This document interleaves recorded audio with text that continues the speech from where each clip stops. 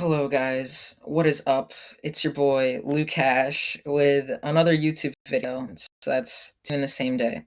So here I'm going to analyze this Lucas matchup chart I made, and for the most part, I feel like it's pretty accurate. There are probably going to be, a couple mishaps here and there, but we are in my Google document titled All My Knowledge.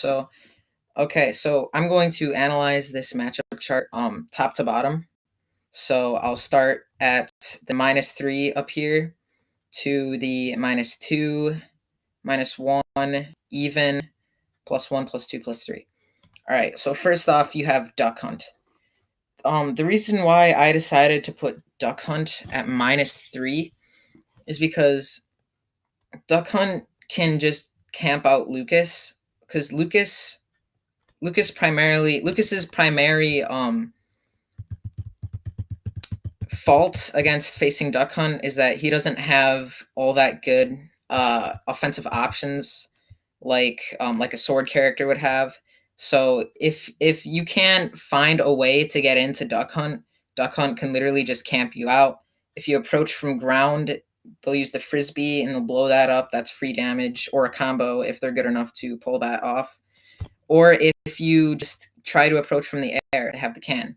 So there's not very much you can do in the matchup except run up and try to get an offensive approach going with grab. But if they're a good player, they'll see through that pretty quickly. Lucas can, of course, exploit Duck Hunt's recovery, but that's still pretty situational because Duck Hunt's recovery has a lot of range, and if they're good at teching, they can tech a PK Thunder Gimp. So again, at number 3, we have Pokemon Trainer. So Pokemon Trainer I put at -3 because although Charizard is a decent matchup for Lucas, Squirtle and Ivysaur are horrible matchups for Lucas. Squirtle honestly only has a couple of things making him such a good matchup against Lucas, and those couple of things are, for one, he has his side B approach, and when he approaches with his side B, he can't get damaged. So if you try to get him away while he's using his side B, and you use PK Fire, he'll take no damage. So he can get rid of your camping essentially, and he's really fast too, and in your face. Um, and him just being small means that just randomly in neutral, you can be playing around with PK Fire or something like that, or playing around with like even Zares, and like half the time they won't hit him because he's just so small. And then Ivysaur is just Ivysaur is a Lucas nightmare. A couple weeks ago, I did an online tournament, and in the online tournament, there was a very skilled, I guess, Pokemon trainer that was using Ivysaur, and all he did to my Lucas, he literally just camped the entire time and would just throw out Razor Leafs here and there over and over and over. So that seems like, oh, he's just spamming, you can get in, but I could not get in. I really couldn't. So that's Ivy.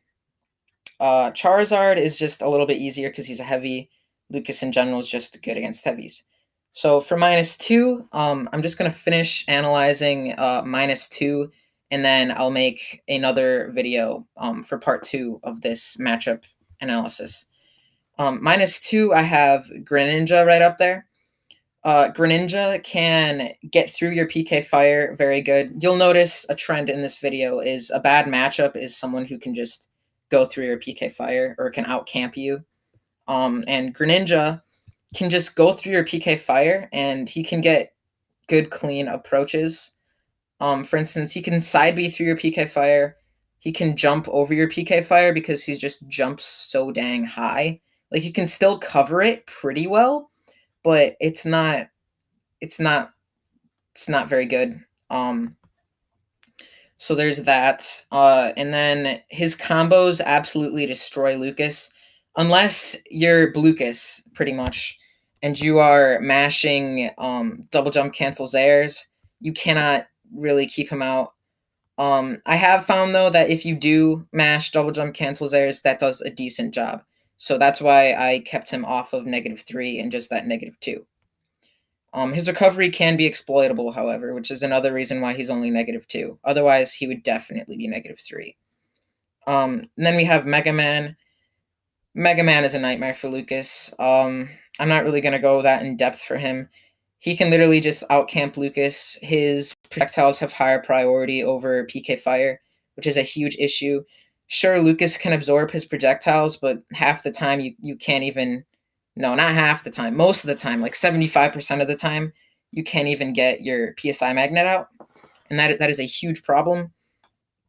Um, on top of that, he can go pretty deep to exploit your recovery. Which is something haven't seen a lot of Mega Man players do, but I'm sure they'll hop onto that train as soon as they learn that. Palutena, jack of all trades. She can be in your face. She can be in your face, attempt to camp you out. Usually you can magnet it, but it's still there. Um, her recovery is her recovery is one of the only things. Her recovery is the only thing that keeps her from being -3 against Lucas. Her teleport is very easy to two frame, as well as Gimp with PK Thunder. It's very easy to get some early stage spikes against that. Otherwise, characters that have extremely safe on shield options against Lucas are really bad for Lucas. You'll see that coming up here with Ken. But yeah, that's it. It's a huge problem that Lucas has to go through with Palutena. Palutena can just approach you openly with forward air and back air, safe on shield. She can snuff out your Nair out of shield. Very, very, very, very difficult matchup. On top of that, she can reflect your PK Fire, so that's hard. And then we have Ken. Ken is very hard for Lucas to deal with. Unless you can keep him out, which is surprisingly difficult because Ken and Ryu's side B in the last patch, in patch 7.0, they changed it where the entire lower half of their body is invincible while they do their side B. And for Ken, that is extremely versatile. First of all, it makes it harder to land PK fires when he's recovering with side B. You just have to aim your PK fire a little bit more accurately.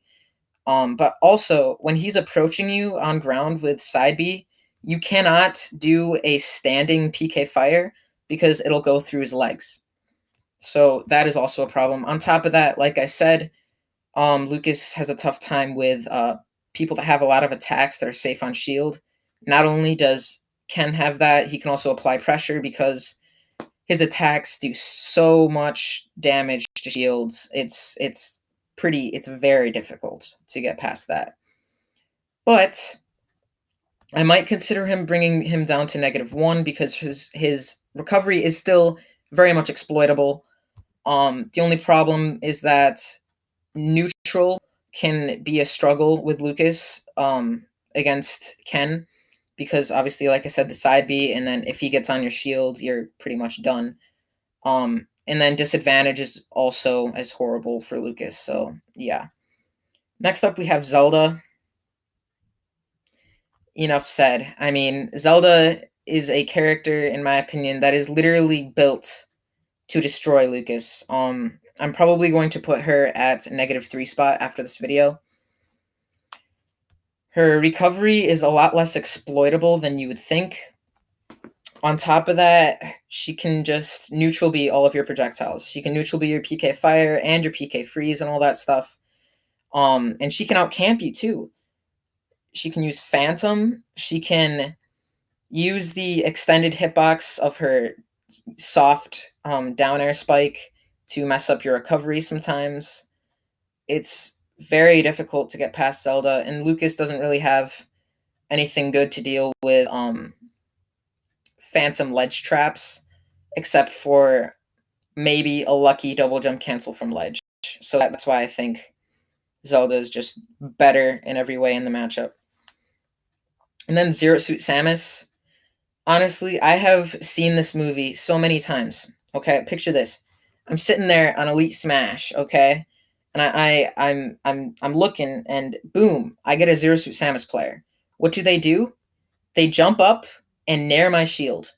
What do? Well, as stupid as it sounds, I always try to go for an out of shield nair. But Zero Suit Samus's nair is so safe on shield that literally you can just you she can literally just mash jab one after you shield, and she'll suck up your jump. It's that, along with her down B, makes it so that her recovery it is a lot harder to PK freeze because of her down B. Um One thing I will say though is that with Lucas, with Zero Suit Samus, what if you get Zero Suit Samus into the disadvantage state where you are in the advantage state? That is very good for Lucas. That is where you want your bread and butter for Lucas. Pretty much, it's a -2 matchup for Lucas, but you can easily make it a -1, and maybe possibly even an even if you play it correctly. If you do full hop nair after you predict that they're going to do a nair, you can essentially erase their jump and how they're going to do that. So that is very, very useful. So, all right, that is it. This is just a quick edit. Join the Discord in the link in the description to follow my channel. All right, have a great day, guys.